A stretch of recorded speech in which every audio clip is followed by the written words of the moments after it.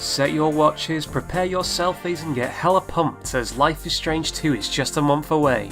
My name is Jay Ban, this is Sequel Watch, and I promise that I will never say hella again, and if I do, you have verbal permission to punch me in the throat.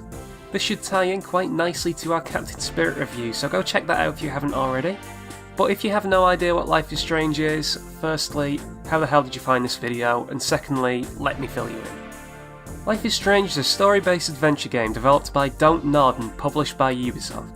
The first game released to high praise and many plaudits for its strong storytelling and characters, but equally earned ire from some for being overly saccharine.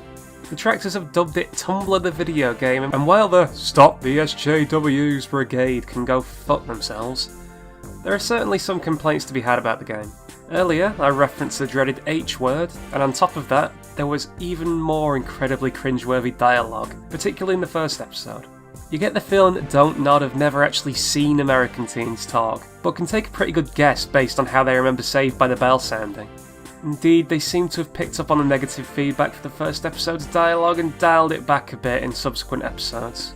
However, you only get one chance at a first impression, and the devs have seemed particularly adept at an underwhelming start. This time around, they decided to jump the gun and release The Awesome Adventures of Captain Spirit as a free, short spin-off to whet the appetite for the upcoming release. For me at least, this managed something quite unique. It left a bad first impression without the game actually releasing. You see, it seemed to have a serious exposition problem, namely that it refused to let you read between the lines. This is your dad, he is alone now, but he used to be a promising basketballer. Oh, okay, so I wonder what happened to our mom, she died. Well, that must have some emotional damage on the yes, he drinks now, just watches basketball. Did we mention he likes basketball? Oh look, there's a bruise on our arm. I wonder if... Yes, your dad did that, presumably he was drinking and watching basketball. On top of that, the puzzles, if you could call them that, were just dull collection jobs, in which you will inevitably be dumped with more clumsy exposition. I've spent a lot of time laying into a free spin-off, so what of the game itself? Well, the original did indeed have some strong storytelling elements, and the time manipulation mechanic did allow for some interesting and unique puzzle design. The characters themselves also had interesting arcs, when of course you get past the dialogue. On that subject, the game dealt with some serious themes. Spoilers from here on out. The themes of escapism and abusive home lives or authority figures were apparent throughout, and the main arc of Mr. Jefferson was troubling but well constructed. We're never too far from the complaint train, so let me get back to the ranting. A big issue for me in this, and indeed in all of games writing, is that the phrase deals with serious themes often gives narratives a free pass. Not so as far as I'm concerned, and despite the clamouring plaudits, Life is Strange had a bad habit of being tone deaf. It never knew whether it wanted to be defiantly optimistic or relentlessly bleak. I know that works in an inconsistent teen angst kind of way. Some of the branching paths seemed a bit contrived. In one particular arc, a character is contemplating suicide and, for reasons, your time manipulation is unavailable here. If you select the correct dialogue options, you can talk your friend down and they won't kill themselves. Okay, so here's where this doesn't sit right with me. Depression isn't so simple. You can't just press the correct buttons and cure dark thoughts. Then will come the end titles in which you'll be shown the success rate of other players. So there's the message, guys. If you know someone who killed themselves, you've just said the wrong thing. Maybe if they did it right, they'd still be around. Just a thought. Now admittedly, that is a harsh criticism. But when a game prides itself on the themes it deals with, it should be met with greater scrutiny. There could have been a seriously strong marriage of gameplay and narrative here. Maybe you fail every time. See the end screen to learn that other players too always fail, and that sometimes there's just nothing you can do. Instead they tried to gamify it, so you 100%ers could unlock the suicide solution achievement. I will say though, the fact that there is a discussion to be had here stands for something, and at least it's trying to push boundaries. On the optimistic front, the new title will utilise Unreal Engine 4, meaning that we'll see better lighting effects and hopefully better lip syncing than the first game, which resembled the PG Chimps of old. Prior to the recent trailer launch, information was scarce, but given the indication that Captain Spirit decisions will affect the full sequel, it was believed that we will see a new town and characters.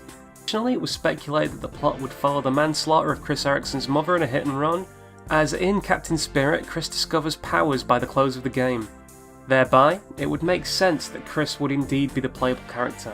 unless of course it was all just a red herring, and is only there to indicate that more people than Max have extraordinary powers. At the time, that seemed preferable to me, as I've already well documented my dissatisfaction with Captain Spirit's story.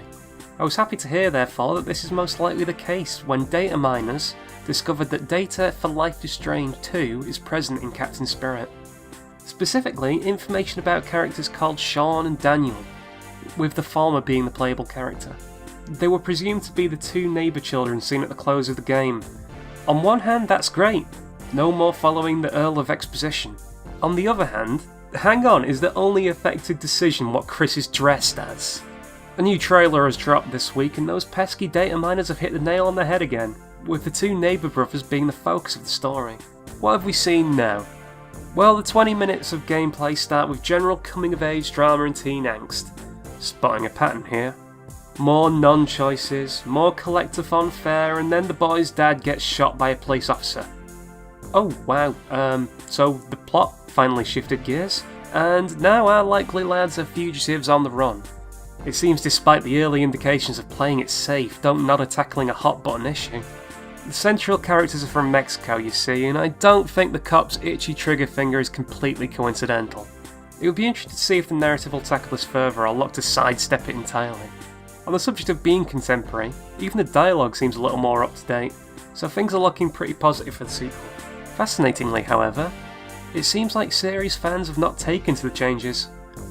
General consensus is that people are disappointed that Life is Strange is moving away from Max and Chloe.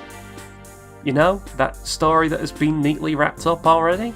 Indeed, for the crime of wanting to pursue a new narrative, the devs are being pilloried by those that provided all of their success.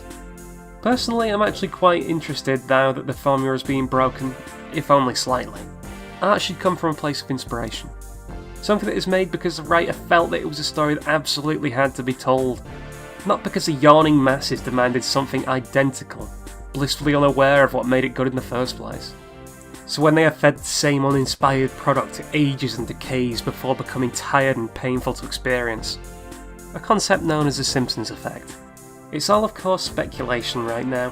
What we can definitely expect will be angsty teen backing tracks, interesting storylines, and a ton of looking around aimlessly for the plot progressing object in the room. Though I am more than a little cynical, I await the release with interest. So that's my thoughts on Captain Spirit. I'd be interested to see if you're excited for this release or if you couldn't care less. Please comment below and like and subscribe if you enjoy what you've seen. I've been Jay Ban, hope to see you in the next one.